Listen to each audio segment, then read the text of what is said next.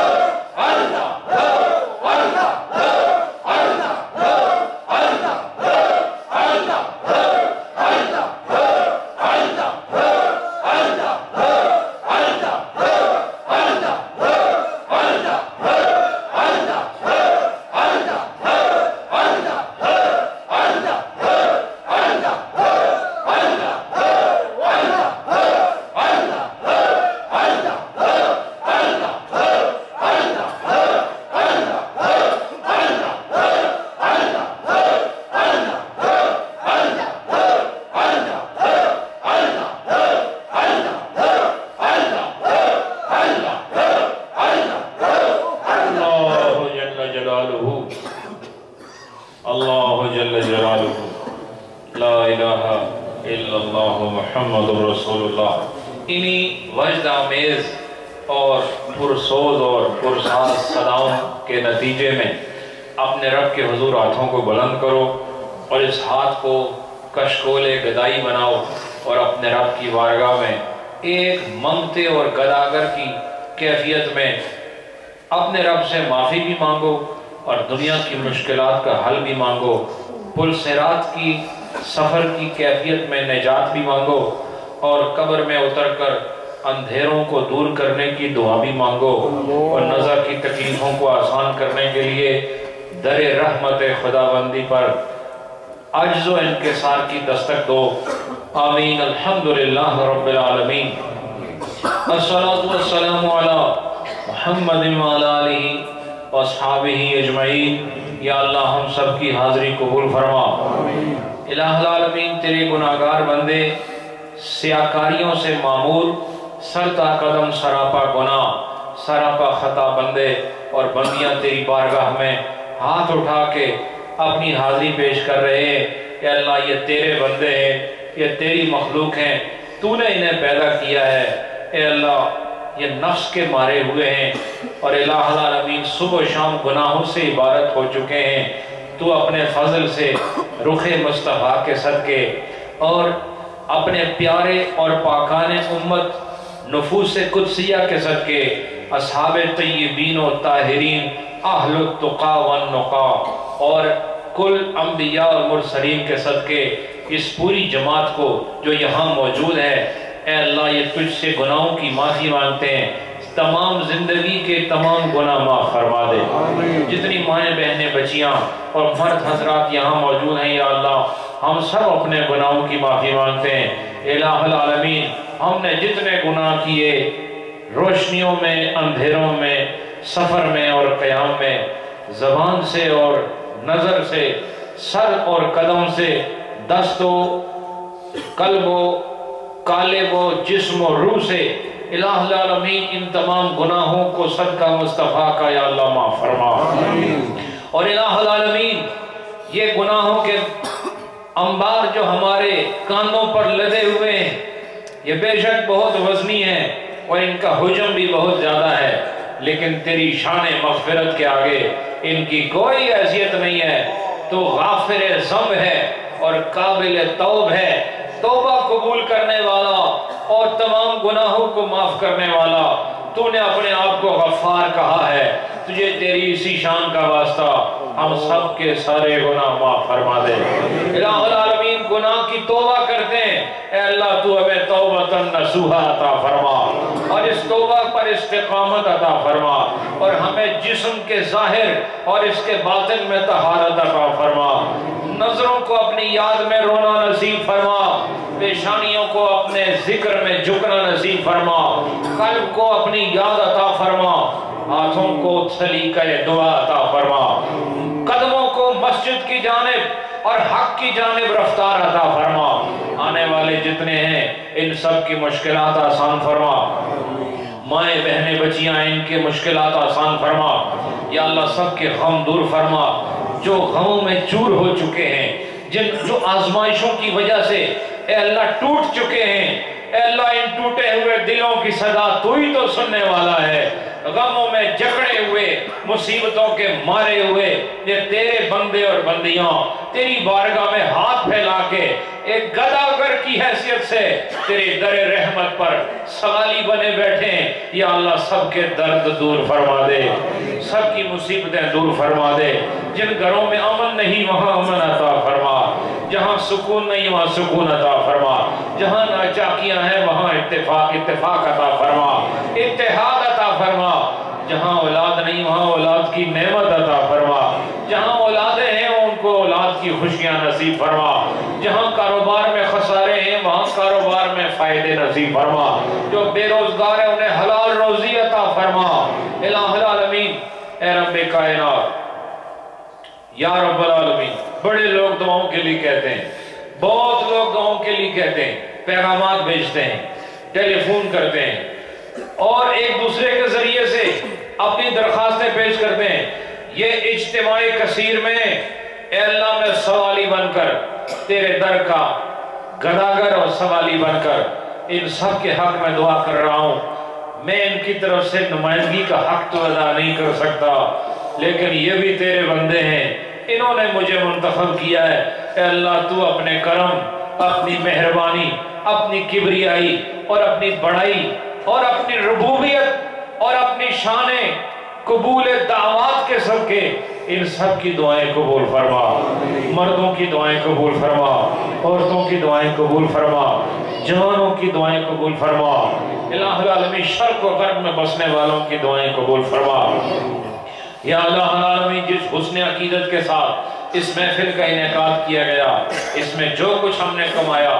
اس کا ثواب نبی دو جہاں کو عطا فرما، تمام نبیوں رسولوں کو عطا فرما، صحابہ اور صحابیات کو عطا فرما، اہل بیت کے ہر فرد کو عطا فرما، آل رسول اصحاب رسول کو عطا فرما، مومنین مومنات الہ العالمین جتنے بھی تابعین اور تبع تابعین اولیاء کاملین اور ان کے سچے متبعین اور الہ العالمین بعمل اور با ایمان بے عمل ہی کیوں نہ ہو یا اللہ ان سب کو اس کا ثواب عطا فرما، اور بالاخص محترم جواد صاحب انہوں نے جس حسن و ادا کے ساتھ اس محفل کے انعقاد میں حصہ شامل کیا، اے اللہ اس کا ثواب ان کے کل مرحومین اور مرحومات کو، ان کے والدین، ان کے اقارب اعزا میں سے جو اس دنیا میں نہیں ہے، الہ العالمین جو حالت اسلام میں ہوتے ہوئے اب قبر کے اندر آرام کر رہا ہے، ان سب کو اس محفل کا ثواب عطا فرما، اور الہ العالمین